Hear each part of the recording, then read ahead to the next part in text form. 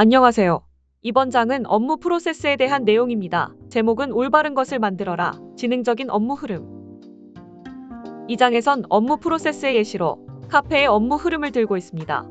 먼저 고객은 카페에 들어가 줄을 서서 주문 대기를 합니다.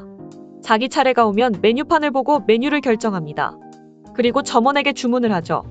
주문을 한 후 메뉴가 완성되기를 기다렸다가 다 되면 수령을 합니다. 자, 이 흐름에서 정체는 언제 발생할 수 있을까요? 메뉴판을 보고 고민을 할 때 정체가 발생할 수 있을 겁니다. 그리고 주문을 위해 점원과 대화하는 과정에서 또 원활하지 못할 수가 있겠죠. 그리고 주문을 받은 점원과 제조하는 바리스타와의 의사소통에서도 정체가 있을 수 있습니다. 그리고 계산할 때 계산 방법, 쿠폰 적용 여부 등의 결정 때문에 정체가 또 일어날 수 있을 것 같습니다. 고객의 입장에서 업무 흐름의 리드타임은 고객이 들어와 주문을 접수할 때까지의 시간이라고 볼 수 있겠습니다.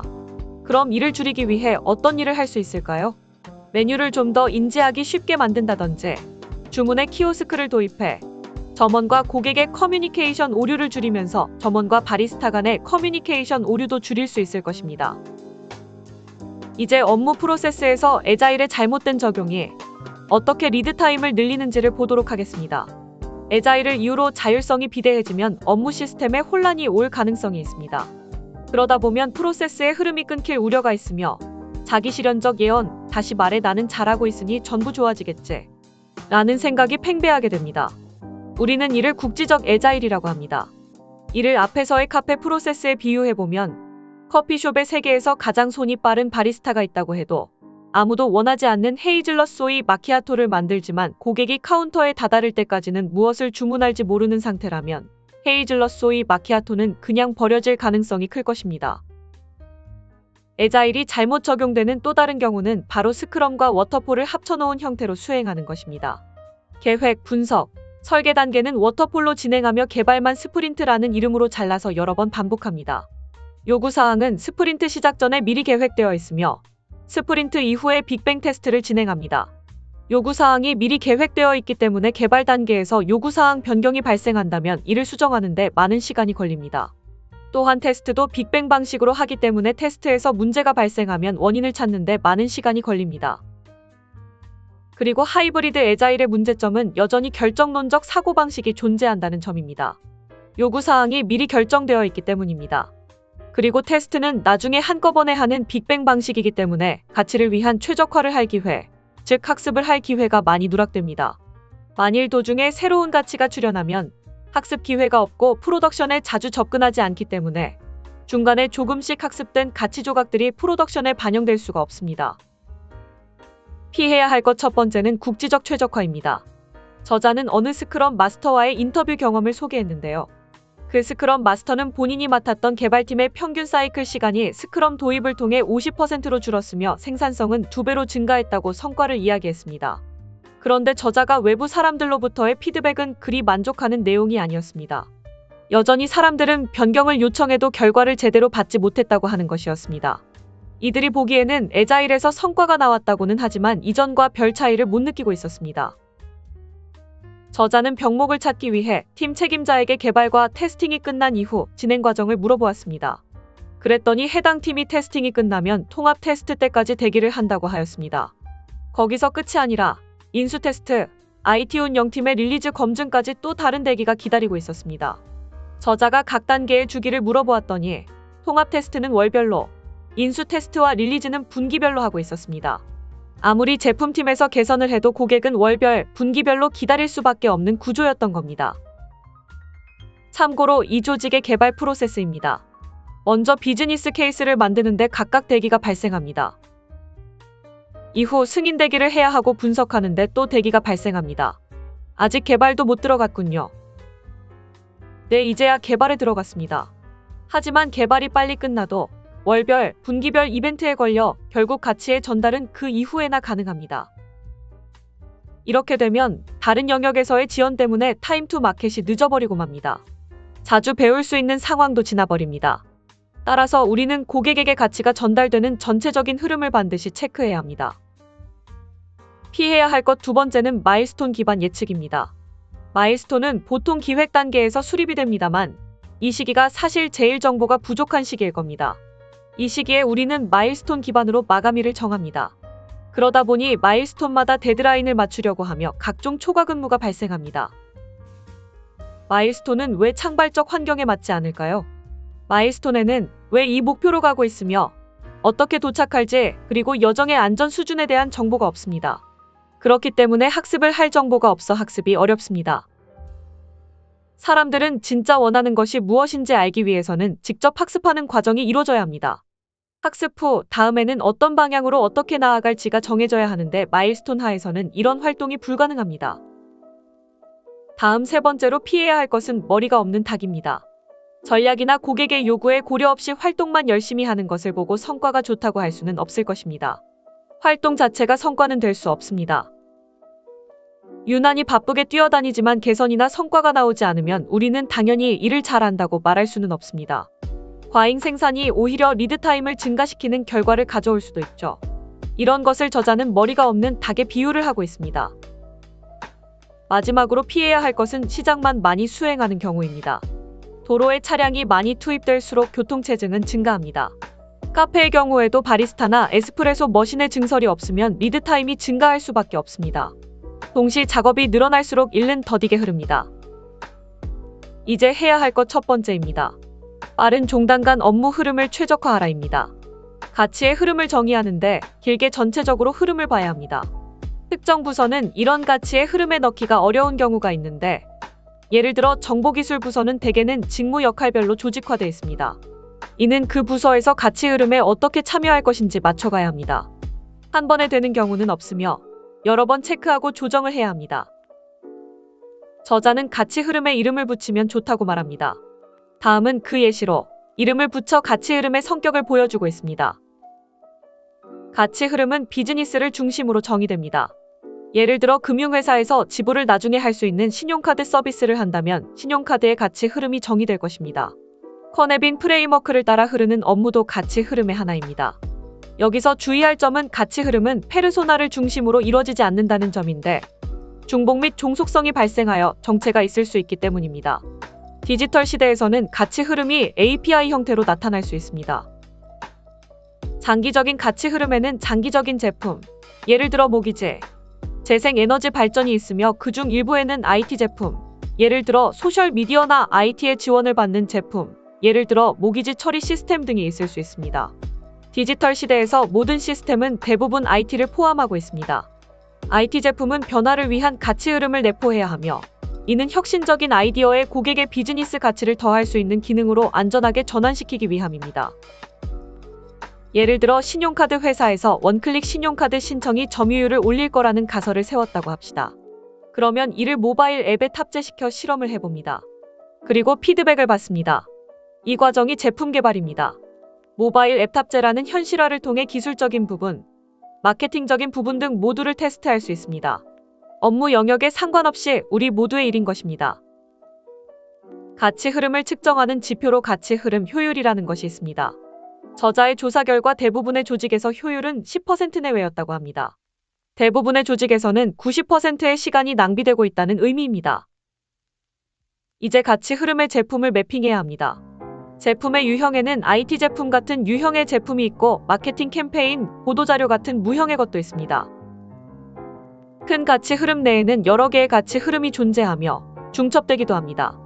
그림에서 보면 가치 흐름들 내에서 모두 적용되는 제품이 있는 반면 하나의 가치 흐름 내에서만 존재하고 다른 가치 흐름에는 적용되지 않는 제품들도 있습니다.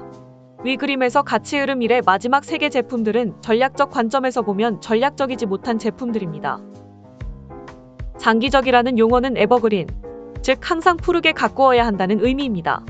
오래만 지속된다고 좋은 것은 아니며 항상 최신 상태를 유지하도록 업그레이드 및 리팩토링이 필요합니다. Not invented here, 줄여서 NIH 신드롬이라는 용어가 있습니다. 기존의 프로젝트 기반 접근 방식에서는 진행될 때마다 새로운 소프트웨어가 만들어지고 IT 제품군의 수가 급증하는 현상이 발생합니다.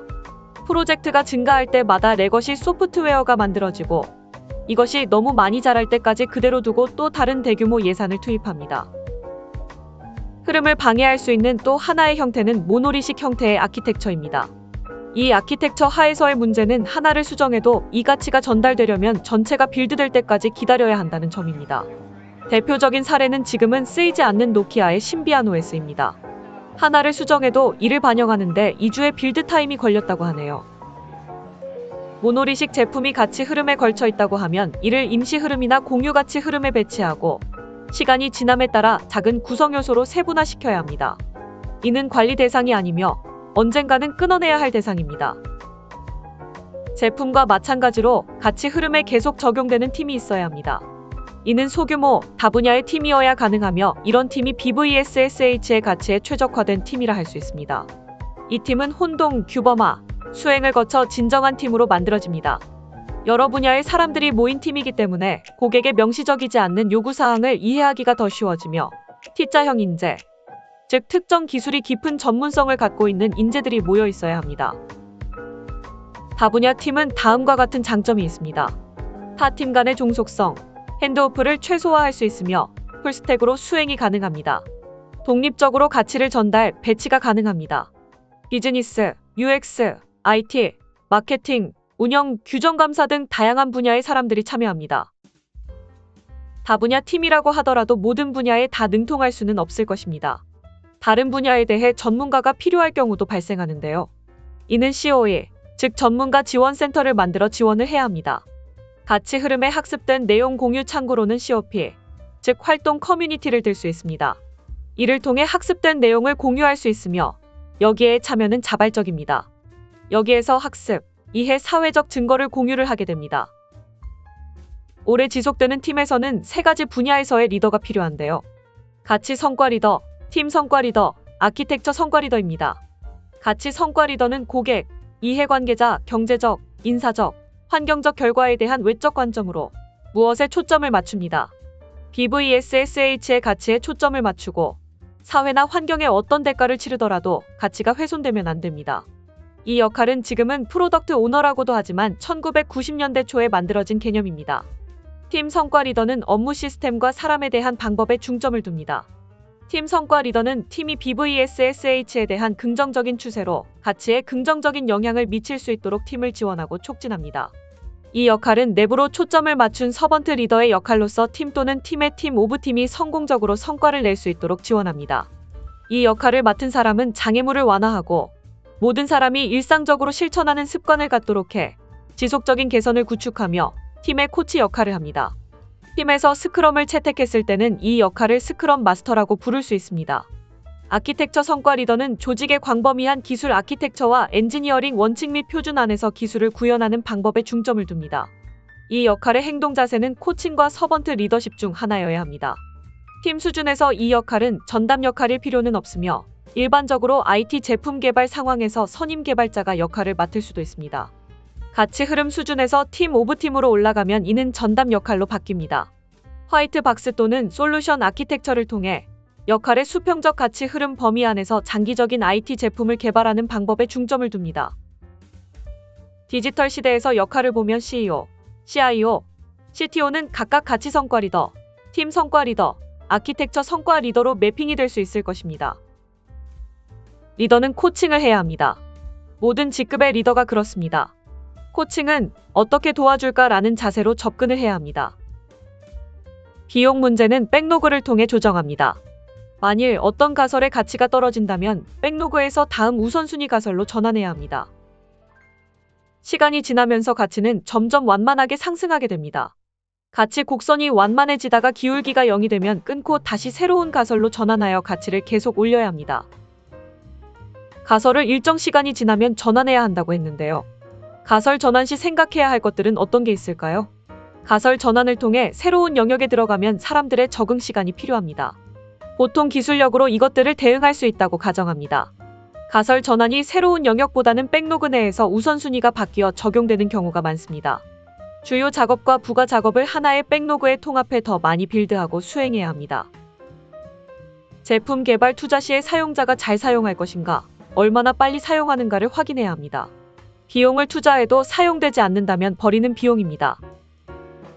이제 해야 할 것 두 번째입니다. 바로 성과 가설입니다. 안전한 가치의 빠른 흐름에 최적화를 시키려면, 즉 BVSSH에서 Sooner와 Safer에 대한 최적화를 위해서는 실험을 통한 성과 가설로의 전환이 필요합니다. 즉 산출물 중심에서 성과 중심으로 전환되어야 합니다. 상발적 환경에서 프로젝트의 향후 예측은 어렵습니다. 이럴수록 명확한 북극성 미션이 있어야 합니다. 이는 크게 생각하고 작게 시작하며 빠르게 학습하기 중에서 크게 생각하기에 해당합니다. 이때 주의할 것은 북극성 미션은 절대로 미리 정해진 결과물 형태가 되어선 안 된다는 것입니다. A에서 B까지의 거리가 멀다면 먼저 북극성 미션을 통해 변화의 방향을 정하고 도달하기 위한 실험을 수행해야 합니다. 예측을 할 수 없기 때문에 실험, 학습을 반복할 수밖에 없습니다. 비즈니스 성과의 예측은 쉽지 않습니다. 따라서 이는 베팅의 형태로 가치를 미리 예상을 해보는데 이것이 가설입니다. 마일스톤 기반 데드라인 대신에 일별, 주별, 월별, 연별, 단연간 가설과 이들에 대한 피드백 루프를 쓸 수 있습니다. 여기서 핵심은 미리 정해진 마감일이 아니라 분기별 성과 가설, 즉 비즈니스 결과입니다. 분기별 성과 가설은 날짜가 아니라 고객에게 가치 전달 후 지표의 전후 값이 어떻게 변화하는지가 중요합니다. 예를 들어 기존의 마일스톤이 진척률을 파악했다면 성과 가설은 고객의 순 추천 지수의 변화가 될 수 있습니다. 분기란 사전적으로는 4분기에서의 분기를 의미합니다. 하지만 여기에서 분기는 사전적 의미 외에 너무 멀지도 가깝지도 않는 시간의 의미도 있습니다. 분기별 비즈니스 성과는 월별 실험으로 구성됩니다. 실험은 다시 스토리, 즉 잠재적 가치가 있는 가장 작은 항목으로 세분화되며 이는 매일 그리고 선택적 시간별 작업으로 전환됩니다. 가급적 고객에게 성과는 매일 또는 자주 전달되는 게 좋습니다. 이런 전달 시스템이 만들어지면 빠른 피드백 루프가 생성되며 단연간 전략적 의도에 대해서도 빠른 피드백이 가능해 비즈니스 애자일 역량을 높일 수 있습니다. 성과 계층 구조를 따라 올라가면 분기별 비즈니스 성과는 각 가치 흐름에 대한 몇 가지 연간 포트폴리오 에픽으로 그룹화됩니다. 이러한 포트폴리오 에픽은 성과 가설로도 표현되며 전략의 조율로 이어집니다. 연간 포트폴리오 에픽은 사업부 수준의 전략 항목인 단연간 포트폴리오 목표로 그룹화됩니다. 이 그림에서 볼 수 있듯이 중첩된 성과의 구조는 매우 강력합니다. 중첩된 성과를 시각화하고 투명하게 만드는 도구를 사용하면 2시간짜리 작업을 하는 사람이 성과 계층 구조를 클릭해 자신의 작업이 몇 가지 전략적 결과 중 어디에 어떻게 부합하는지 확인할 수 있습니다. 예를 들어 신용카드 회사에서의 단연간 목표에서의 BVSSH를 생각해 봅시다. 시장 점유율을 일정 수치까지 끌어올림으로써 수익성을 높이고 고용 창출을 통해 더 많은 사람들이 책임감 있는 금융 유동성을 확보하게 하는 것을 목표로 삼을 수 있습니다. 그렇다면 이를 위해 연간 에픽을 예를 들어 항공사와 카드 제휴로 설정할 수 있습니다. 그럼 분기별 비즈니스 성과 가설을 어떻게 해야 할까요? 최소 한 명의 고객에게 항공사 카드를 발급하고 이를 실제 환경에서 최소 1회를 사용하면 더 많은 항공 마일리지, 캐시백으로 고객 만족도는 증가하고 시장 점유율도 증가할 것이라는 가설을 세울 수 있을 것 같습니다. 최소 한 명에게 카드 발급하는 것은 여기에서 실험으로 수행을 해볼 수 있을 것입니다. 이를 중첩 성과 도식으로 나타내면 다음과 같습니다.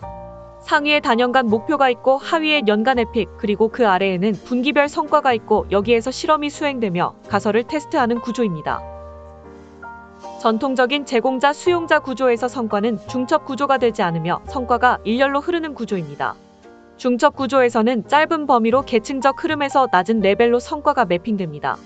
중첩된 각 레벨에 있는 세 가지 핵심 역할에 의해 성과는 작성되고 소유됩니다. 다음은 저자가 제공하는 성과 가설 템플릿입니다. 이 인사이트로 인해 우리는 이 베팅이 이러한 결과를 가져올 것이라 믿는다. 선행 행동 가치 측정치와 후행 행동 가치 측정치가 일치하면 우리는 올바른 방향으로 가고 있음을 알 수 있다. 그리고 이의 측정을 위해서는 다음과 같이 측정한다.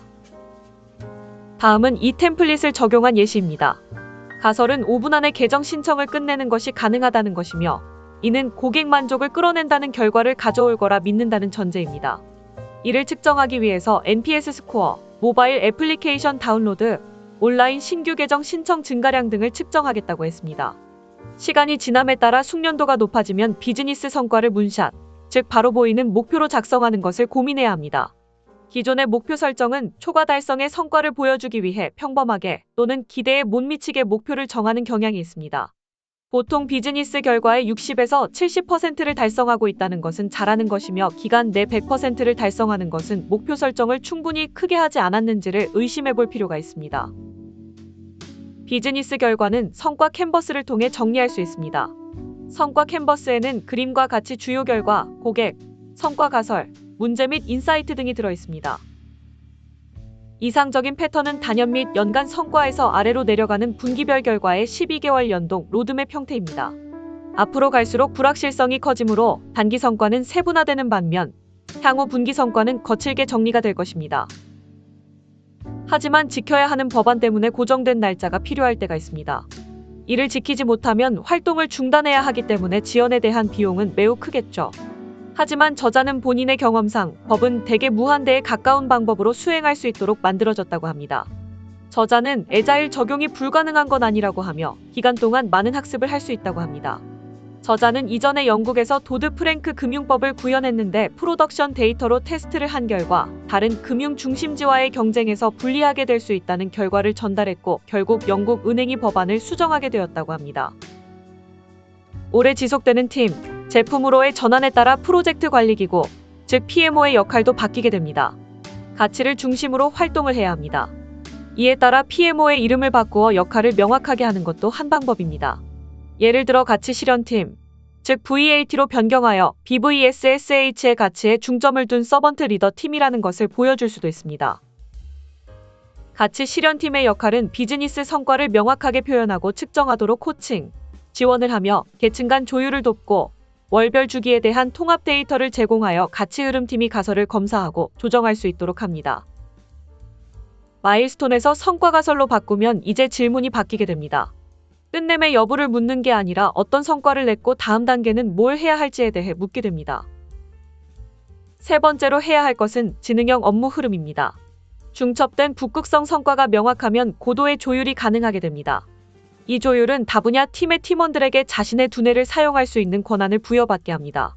스스로 결정하기 때문에 자율성도 높아지며 숙련도도 따라서 높아집니다. 이때 전략은 최고 경영진으로부터 데일리 스토리까지 연계되며 분기별 비즈니스 성과 실현을 명확히 하는 역할을 합니다. 수직적 성과 계층과 수평적 가치 흐름이 일치하면 공통의 목적과 실험할 공동의 임무를 갖게 됩니다. 다시 말하면 비즈니스와 IT의 경계가 사라지게 됩니다. 이렇게 되면 사람들은 명령을 주고받는 관계 대신 함께 원하는 결과를 달성하고 실험을 하게 됩니다. 이 그림은 지능형 업무 흐름을 도식화한 것입니다. 가로의 가치 흐름들이 존재하고 세로로는 성과들이 존재하며 이들이 만나는 포인트가 사람들이 협업을 할 포인트입니다. 이렇게 보면 각 가치 흐름에서 언제 성과 활동을 하는지 한눈에 알 수 있을 것입니다. 다음은 해야 할 것 네 번째입니다. 시작만 하지 말고 멈춰라. 앞에서 시작만 많이 하게 되면 고속도로에 들어오는 차들이 많아지는 것과 같은 현상이 발생하여 업무 흐름의 정체가 된다고 했습니다. 그래서 우리는 WIP, 즉 워크 인 프로그레스의 제어가 필요하다고 했습니다. WIP를 제어하면 썰물 때 바위가 드러나듯이 흐름의 방해가 드러나게 됩니다. 이런 방해 요소들은 스워밍, 즉 모두가 같이 달려들어 이를 해결하는 방식으로 대응해야 합니다. 시작을 멈추고 WIP를 컨트롤하려면 시각화가 필요합니다. 이를 위해서는 업무 시스템 정보가 공개되어 있어야 하며 EVR, 즉 기업 시각화 룸 같은 것이 대표적인 공개 장치입니다. 푸시 기반과 풀 기반의 업무 방식이 있습니다.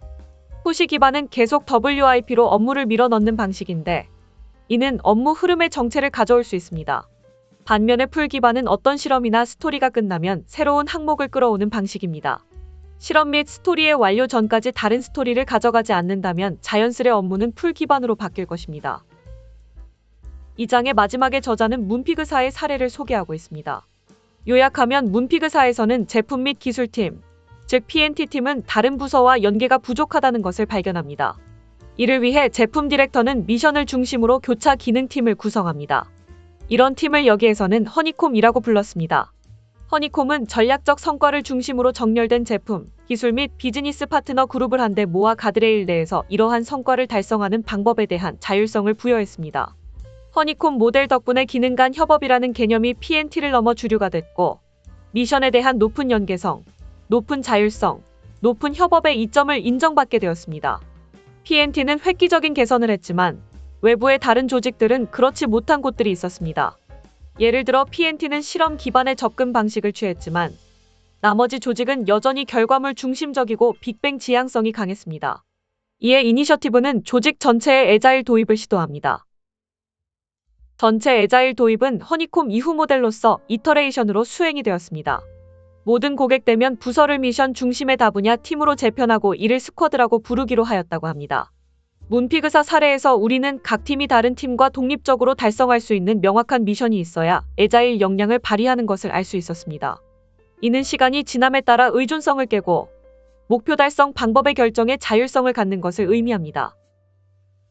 지금까지 우리는 지능형 업무 흐름에 대해 살펴보았습니다. 업무 흐름을 개선하기 위해 아무리 우리 팀에서 잘한다고 해도 결과적으로 고객에게 가치가 느리게 전달되면 국지적 애자일을 의심해봐야 합니다. 그리고 마일스톤 기반 시스템이 얼마나 애자일 환경에서 무용한지도 살펴보았습니다. 지능형 업무 흐름을 위해서는 업무 흐름 최적화를 해야 하는데 모든 성과 계층에 걸쳐 있는 장기적인 가치 흐름, 팀, 제품을 만들어야 하며 성과 가설을 만들고 어느 정도 시간이 지나면 새로운 가설을 만들어 전환해야 함도 알았습니다. 마지막으로 북극성 성과가 어떻게 지능형 업무 흐름에 영향을 주는지, 그리고 지능형 업무 흐름의 이상적인 형태를 살펴보면서 문피그사의 허니콤 모델에 대해서도 살펴보았습니다. 다음 장에서는 지능형 제어에 대해 알아보도록 하겠습니다. 감사합니다.